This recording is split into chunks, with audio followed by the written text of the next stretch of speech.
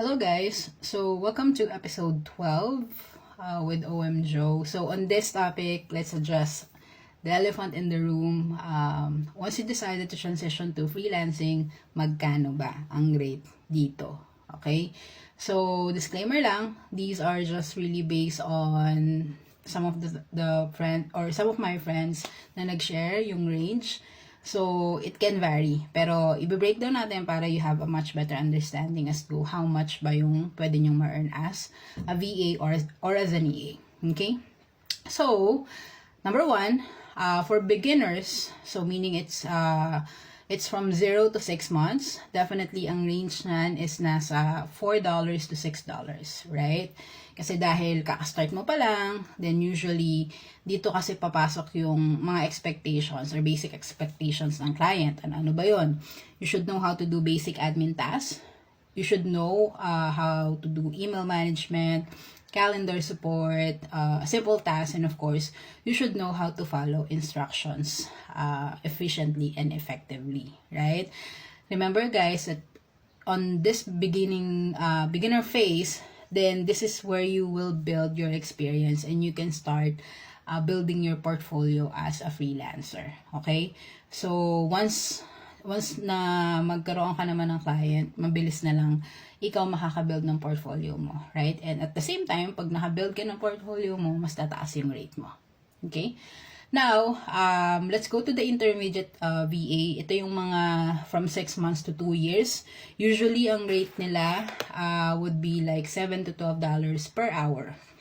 Okay? So, ano ba expectations pagka ganun na yung rate mo? Definitely, proactive communication. Right?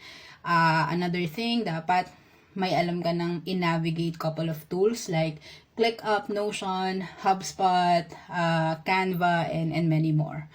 Another thing, dapat less supervision ka na dito. Okay? Tapos, you should know how to do basic reporting. Kasi, yun yung mga basic expectations for an intermediate VA. Now, kung galing ka sa BPO, madali kang, what we call this, makakaabot dito. Or, kasi, malakas yung, or galing ka kasi sa malakas na communication and organization na field, right? So, this is really good for you.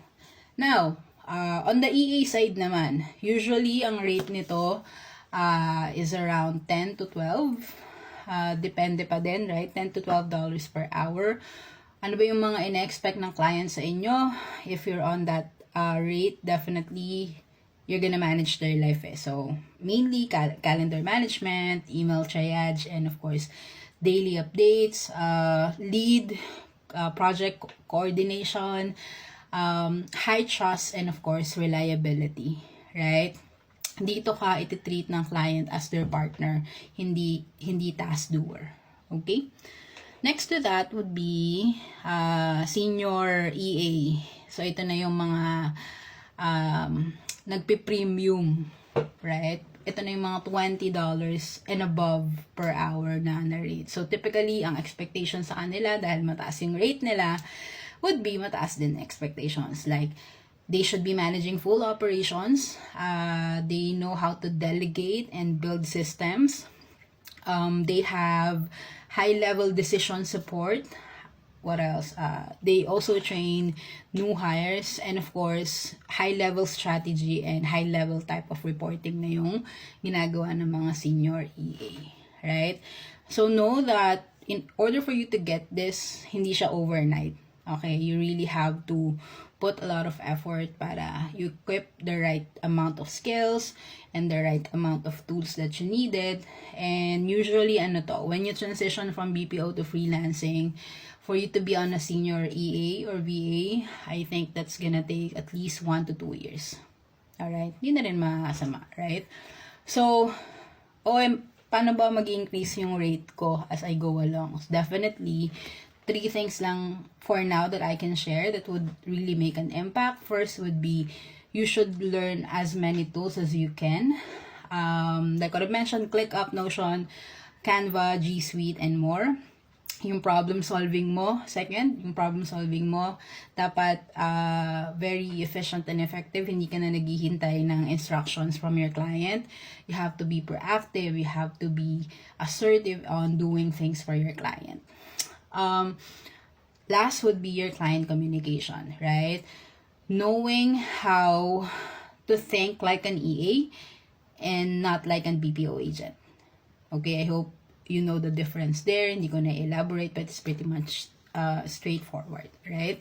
So again, the better your skills, the higher your rate is gonna be. So walang magic doon. Skill is equals your rate. Ganun siya sa freelancing. So again, if you came from a BPO space, know that hindi ka magi-start sa zero dito kasi you already have transferable skills. Transferable skills, you can refer to my previous video para mas magka-idea kayo ano yon. And all you just really need to do is to package it right when you move to freelancing industry para, you know, you can earn way more than you think. Okay? So, I hope that helps. And dun sa mga makapanood nito, if you have other things in mind that you would like to share, feel free to comment in our comment box section. Okay? Yun lang, and see you on my next video.